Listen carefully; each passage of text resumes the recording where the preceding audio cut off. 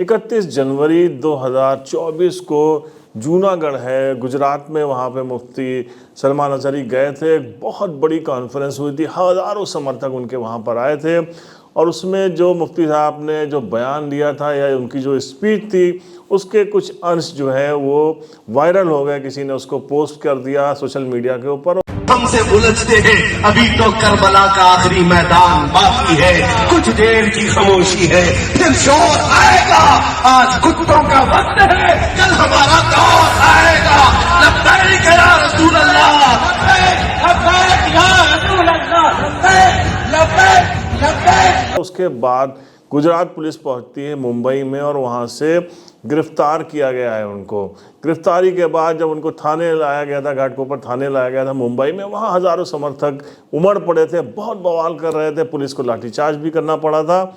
उसके बाद खुद जब मुफ्ती साहब आगे आए और उन्होंने जो है अपने समर्थकों को समझाया, तब वो जाकर माने। उसके बाद गिरफ्तार कर उनको गुजरात लाया गया है। क्या कहते हैं इस संबंध में गुजरात पुलिस? 31 जनवरी को यहाँ एक function Narsinh Mehta high school में, स्कूल ग्राउंड में हुआ था। उसकी जो परमिशन एग्जीक्यूटिव मजिस्ट्रेट से ली गई थी, उसमें नशा मुक्ति की परमिशन थी। 8 से 10 बजे का रात का उसका लाउड स्पीकर का परमिशन लिया गया था।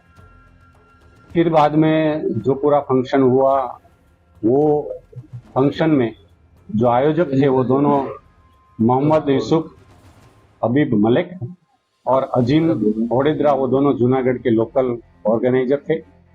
जो वक्ता मुंबई से आए थे, जो जिसके खिलाफ तीनों के खिलाफ एफआईआर हुई है, उसमें मौलाना सलमान अजहरी जो महाराष्ट्र मुंबई के रहने वाले, ये उसका जो स्पीच था वो बिल्कुल यहाँ कम्युनल हार्मनी डिस्टर्ब हो ऐसा था, सुलह शांति का भंग हो इस प्रकार था, कौमी वैमनस्य हो इस प्रकार का था।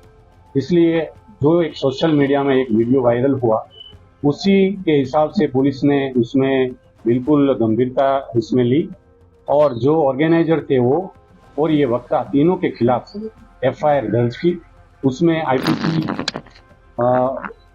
153B as well as 5052 as well as IPC 188 and 144, इसी सेक्शन के हिसाब से एफआईआर दर्ज की।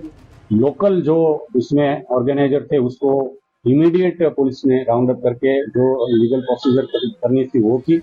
बाद में जो अक्यूज जो स्पीकर था वो महाराष्ट्र मुंबई के रहने वाला था। तो ये बिल्कुल सीरियस मैटर थी, इसलिए पूरे हमारे सीनियर ऑफिसर्स के साथ मीटिंग के बाद गुजरात एटीएस की टीम भी पूरी इस आरोपी के लिए टीम में काम कर रही थी। तो अभी ये जो अक्यूज है मुंबई से, उसको जूनागढ़ में लाने के लिए वो प्रोसीजर कर रही है।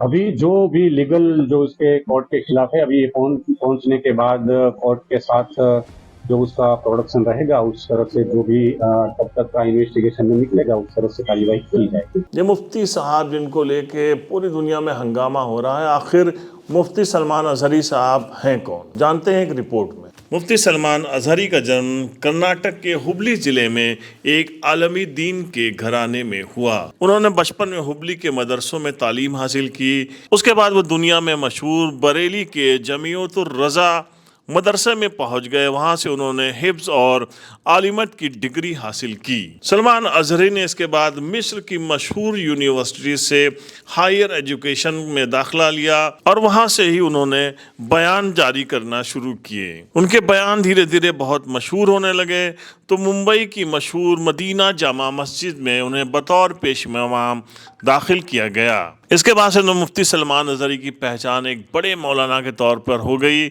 उनके समर्थकों का हुजूम उमड़ने पड़ा और जहाँ जहाँ भी उनके बयान होते, उनको सुनने के लिए हज़ारों लाखों की तादाद में समर्थक उमड़ पड़ते। मुफ्ती सलमान अज़हरी बहुत ही लग्जरियस लाइफ जीते हैं, जैसा कि आप देख सकते हैं उनके स्टेज से, उनके रहन सहन से इसका अंदाजा लगाया जा सकता है। लेकिन एक बहुत ही लग्जरी लाइफ जीने वाला इस वक्त हेट स्पीच के बाद सलाखों के पीछे है, जिसको लेकर उनके समर्थकों में बहुत ज्यादा नाराजगी देखी जा रही है। तो फिलहाल हेट स्पीच के आरोप में मुफ्ती साहब को जेल भेजा गया है। आगे देखते हैं कि इस मामले में और क्या होता है। द पॉलीग्राफ के लिए परवेज अहमद की रिपोर्ट।